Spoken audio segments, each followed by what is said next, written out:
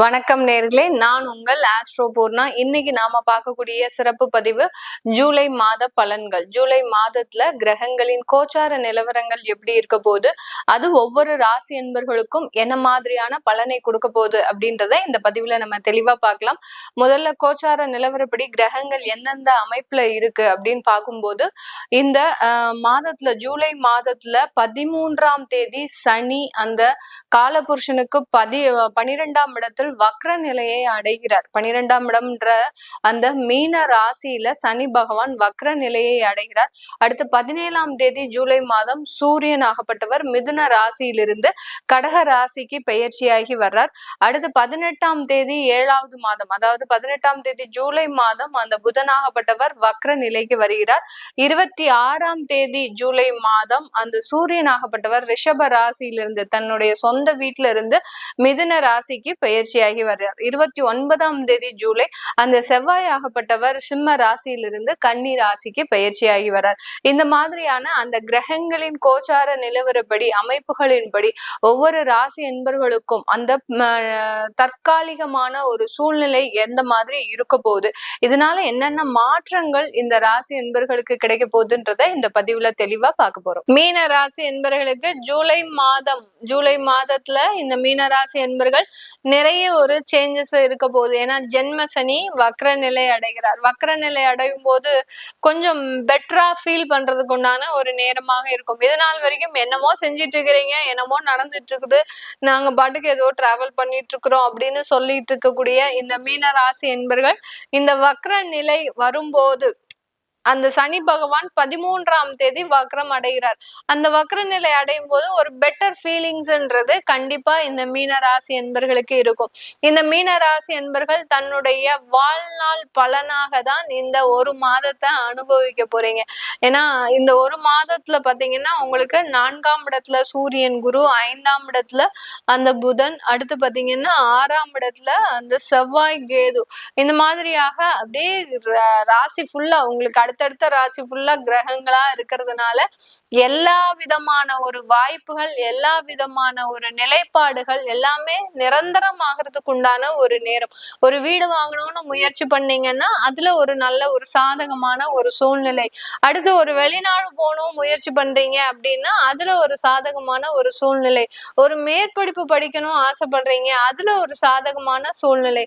அடுத்து குடும்பத்துல இருக்கக்கூடியவர்களை ரொம்ப சாட்டிஸ்ஃபை பண்ணணும் அப்படின்னு நினைக்கிறீங்க அப்படின்னா அதுலயும் ஒரு நல்ல ஒரு பாசிட்டிவான ரிசல்ட். இப்படி எல்லா இடத்துலயுமே இந்த மீன ராசி என்பர்களுக்கு அடுத்தடுத்து ஒரு நல்ல ஒரு மாற்றங்கள் கிடைக்கக்கூடிய ஒரு மாதமாக தான் இந்த மாதம் இருக்க போகுது. இந்த மாதத்துல இந்த மீன ராசி அன்பர்கள் குடும்பத்தோட சில ஆன்மீக பயணங்களை வச்சுக்கோங்க. ஆன்மீக பயணம் அப்படின்னு கேட்டீங்கன்னா உங்களுடைய குலதெய்வ கோயிலுக்கு போயிட்டு வாங்க. நீண்ட நாட்களாக சில பிரார்த்தனைகள் நேர்த்தி கடன்லாம் வச்சிருப்பீங்க, அதெல்லாத்தையுமே இந்த ஜூலை மாதத்துல போய் பண்ணிட்டு வாங்க. பண்ணிட்டு வந்தீங்கன்னா ஏன்னா திரும்ப சனி வக்ர நிலை நிவர்த்தி அடைஞ்சு வந்தாலுமே உங்களுக்கு பெரிய அளவுக்கு பாதிப்பு இருக்காது. இந்த மாதிரியான ஒரு இடைப்பட்ட டயத்துலதான் நம்ம சில நேர்த்தி கடன் எல்லாம் செலுத்தாம இருந்தோம் அப்படின்னா இன்னமும் பெரிய அளவுக்கு நமக்கு பிரச்சனைகள் வரும். அதனால குடும்பத்தோட சேர்ந்து குலதெய்வ கோயிலுக்கு போறது, குலதெய்வ கோயிலுக்கு பொங்கல் வைக்கிறது,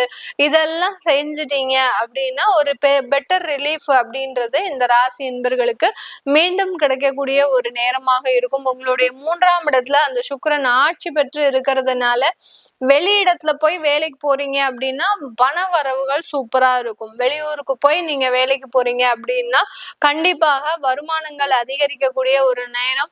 டிராவலிங்லயே இருப்பீங்க. இந்த மீனராசி என்பர்கள் இந்த ஜூலை மாதம் ஒரு வாரம் ஒரு இடத்துல இருக்கிறது, சென்னையில இருக்கிறது, ஒரு வாரம் பெங்களூர்ல இருக்கிறது, ஒரு வாரம் கோயம்புத்தூர்ல இருக்கிறது, ஒரு வாரம் வேற இடத்துல ஃபாரின்ல இருக்கிறது, இந்த மாதிரியாக டிராவலிங்லயே இருக்கக்கூடிய ஒரு தருணமாக தான் இருக்க போகுது இந்த மீன ராசி என்பர்களுக்கு. இப்படி டிராவலிங்ல இருக்கிறதுனால ஏதாவது பாதிப்புகள் வருமா, உடல் அளவு பாதிப்புகள், அடுத்து ஹெல்த் இஷ்யூஸ் ஏதாவது வருமா அப்படின்னு கேட்டீங்கன்னா ரொம்ப பெரிய அளவுக்கு எல்லாம் எதுவுமே வராது. ஹெல்த் இஷ்யூஸ் எல்லாம் ஒண்ணுமே வர்றதுக்கு வாய்ப்புகளே கிடையாது.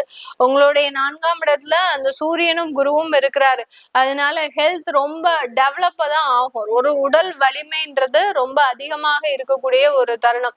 இதனால் வரைக்கும் ஒரு மந்த தன்மையோட இருந்த இந்த மீனராசி என்பர்கள் அந்த சனி வக்ர நிலை அடையிறதுனால அந்த மந்த தன்மையிலிருந்து வெளிவருவதற்குண்டான ஒரு நேரமாக இருக்கும். ஒரு சுறுசுறுப்பா இது நாள் வரைக்கும் காலையில எந்திரிக்கிறதுக்கே முடியாது, என்னமோ ஒரு ஒரு ஒரு இது மாதிரியா இருக்கும், ஒரு மூடே அப்செட் ஆன மாதிரி இருக்கும். ஆனா இப்போ பாத்தீங்கன்னா இந்த ஜூலை மாதத்துல அதிகாலையில எந்திரிச்சு உங்களுக்கு தேவையான விஷயங்களை செஞ்சு ஒரு தெய்வ வழிபாடு இப்படி அடுத்தடுத்து உங்களுடைய டைம் ரொம்ப எஃபெக்ட்ஃபுல்லா செலவழிக்கிறதுக்கு உண்டான ஒரு நேரமாக தான் இந்த மீன ராசி என்பவர்களுக்கு இருக்க போது. இந்த காலகட்டத்துல உங்களுக்கு ஏதாவது ஒரு ப்ரமோஷன் பாத்தீங்கன்னா ஆபீஸ்ல இருக்கக்கூடிய நபர்களுக்கு ப்ரமோஷன் உங்களுடைய குவாலிஃபிகேஷன் அடிப்படையில கிடைக்கிறதுக்கு வாய்ப்பு இருக்கு. அதனால உங்களுடைய குவாலிஃபிகேஷனை கொஞ்சம் இம்ப்ரூவ் பண்றதுக்கு உண்டான ஒரு நேரமாக இருக்கு. ஏதாவது ஒரு எக்ஸாம் எழுதி நீங்க இந்த ப்ரமோஷனுக்கு அப்ளை பண்ணணும் அப்படின்னா அதெல்லாம் எழுதிக்கலாம். அதனால ஒரு ஒரு நல்ல ஒரு சக்சஸ்ஃபுல்லான ஒரு லைஃப்ன்றது இந்த மீனராசி என்பர்களுக்கு கிடைக்கும். இந்த ஒரு ப்ரமோஷன் மூலமாக லைஃப்ல பாத்தீங்கன்னா நிறைய வருமானம் சம்பாதிக்கக்கூடிய ஒரு தருணம்.